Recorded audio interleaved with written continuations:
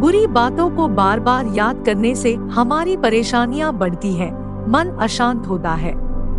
इसीलिए दुख देने वाली बातों को भूलकर आगे बढ़ना चाहिए। इस संबंध में गौतम बुद्ध का एक प्रसंग प्रचलित है। गौतम बुद्ध अलग अलग क्षेत्रों में भ्रमण करते और अपने शिष्यों को उपदेश देते थे। एक गांव में वे उपदेश दे रहे थे। बुद्ध ने कहा कि क्रोध ऐसी अग्नि है जिसमें क्रोध करने वाला खुद भी जलता है और दूसरों को भी जलाता है। बुद्ध के प्रवचन सुनने के लिए बड़ी संख्या में लोग वहां बैठे थे।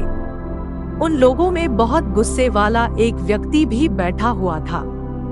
उसे ये बातें पसंद नहीं आईं। वह अचानक उठा और बोलने लगा, बुद्ध तुम पाखंडी हो। बड़ी बड़ी बातें करना ही तुम्हारा काम है। तुम लोगों को भ्रमित कर रहे हो।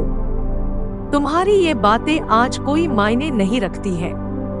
व्यक्ति लगातार बुद्ध को अपमानजनक बातें सुना रहा था। वहां बैठे सभी लोग ये देखकर हैरान थे कि बुद्ध ये सब शांति से सुन रहे थे, लेकिन कुछ बोल नहीं रहे थे।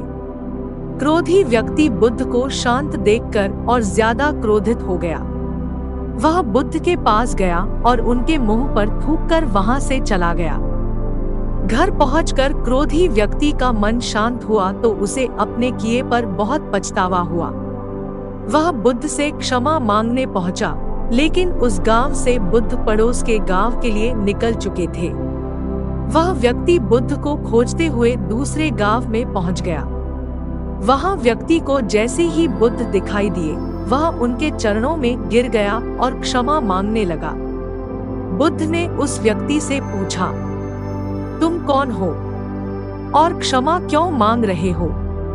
उस व्यक्ति ने कहा, क्या आप भूल गए?